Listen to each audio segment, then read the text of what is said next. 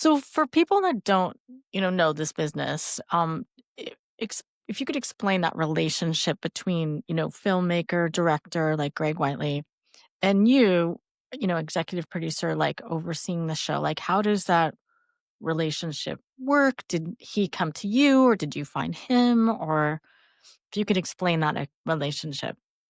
Yeah, again, let's talk about Greg specifically, but what I'll say is it is different relationship to relationship and project to project. Like I I feel like for me, I'm a bit of a plate spinner, for better or for worse, right? Like this doesn't make me it's not to make me sound the best, it's just honest, right? Where if you're old enough like me, you guys aren't. But the guy who used to spin plates on Johnny Carson, like you get the first one going and you get the second one going. Then the first one, you just have to sort of like make sure it's still going. And then all of a sudden you got five going. And so that's my job. I spend an awful lot of time getting these things up off the ground, but ideally I should be the least important person in them. Right.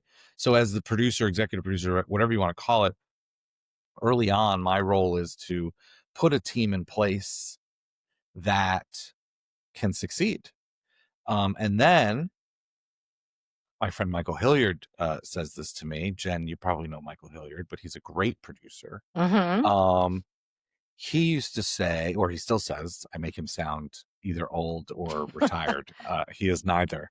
But he says, and I preach this, that the higher up you are on the sort of call sheet, the more people you work for, not reverse. I think people Mm. think that the higher your name is, all those people under you work for you. When actually, as a producer, you work for everyone. It is your responsibility to give everyone what they need to be successful. So the director needs a DP, the DP needs time, right? I know I'm talking to a DP, so I could earn some points here. But a DP needs time, a DP needs tools, a DP needs resources. Um, it's my job as the producer to work for everybody. The PA needs things to be successful, needs the right vehicles, the right time, the right tools to get from point A to point B. So what I do on each project is different because what everybody on those projects needs is quite different. I met Greg Whiteley, and I say this story with some sensitivity because I don't want to speak disparagingly about anyone, but we did not work together when he started Last Chance U. So he had done season one of Last Chance U, and I think it was in a very television kind of model for him. Greg's a filmmaker. Before making Last Chance U, Greg had directed the Mitt Romney doc called Mitt. He had directed a bunch of just, like real documentary with a capital D Yeah. work. And so making a TV show for Netflix at that time, when they really only had a few TV shows going, was a frustrating process for him. And I sat with Greg. It was like at this time where I was from one shoot in Japan to another shoot in Italy, and I had like a layover, and it was like just a time of life. And babies at home, like it was all happening. And I met with Greg for 45 minutes. I had a suitcase with me because I was going to the airport, and he said this was a grind. I just don't want to make TV shows. It's just he was really struggling with it. And I said, what if we made an 8-hour movie and we figured out the breaks, but there were no hot sheets and you didn't need to know that you were shooting episode 3 of 101 today. And then we were shooting, like, if you could just take a total documentary film approach and then figure it out, and he has modified that and crystallized that and perfected that. But releasing the sort of like hot sheets every night and what episode are we shooting for and how do we get that to the editors and the story producers for that episode tonight while we're shooting the next episode next week, like just shedding all of that. It was like, okay, let's do it. Letting Greg make the shows the way Greg wants to make the shows is half of my producing value in that, like getting out of the way and letting Greg do Greg. is that letting Greg not have to deal with all the BS that goes into making a show like this. On the legal front, I mean, I had a legal conversation today about a series that delivered, it never ends. We're not clearing happy birthday or anything like that, but these conversations take a while, as you know. And so, in that one, I'm producing in that way. Other shows, I'm creatively in the trenches every day, and then you get that one up and running. Welcome to Wrexham is in season 5. What my role in season 1 of Welcome to Wrexham during COVID, trying to figure out what that show was, having a crew in Wales, that was heavy lift. Season 5, there's a team in place now that makes that show that I'm lucky if I get a shirt at the end of the season in some ways, because it says Welcome to Wrexham crew on it, because that show is flying. Yeah. I'll tell you what, man, it's amazing. You got rid of the hot sheet. My eyes lit up when you said that. I was like, yes, see, it can be done without hot sheets. I love it. Sometimes I love it. With the right set of circumstances, Sean, we can get rid of the hot sheet. I wish more producers would work that way. Well, again, all of these projects, they're snowflakes, right? Like you do, to me, that's what good producing is.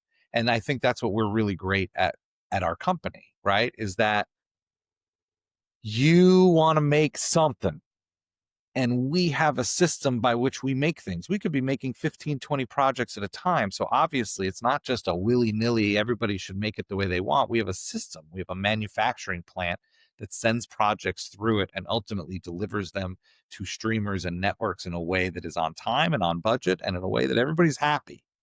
And so I got to put your creative take, whether it's a TV show or a film or something that we don't even want to put that label on in between, and I got to make that work through this sausage factory.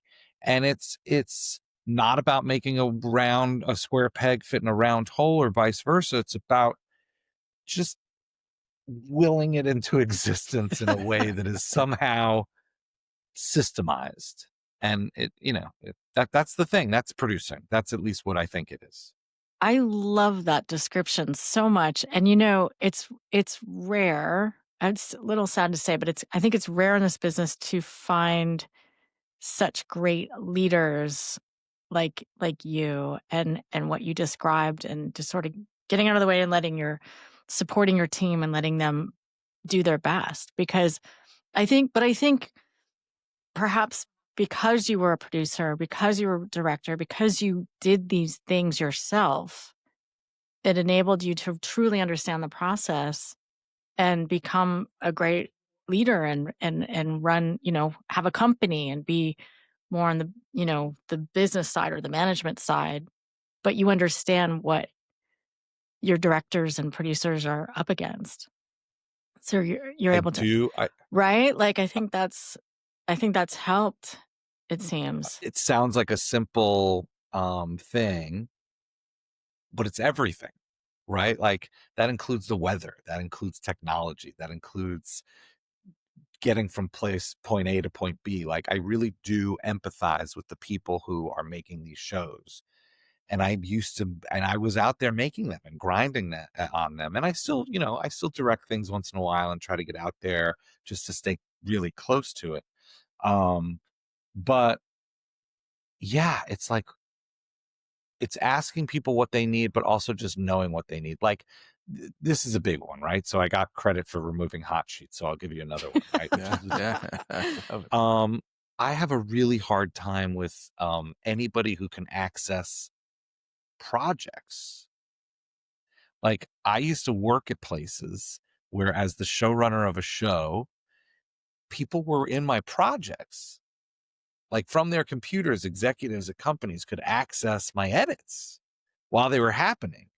And it's like, I will give you something to watch when I think it's ready for you to watch, which doesn't mean it's done, right? There are certain people that are like, you'll see it when it's done. It's like, no.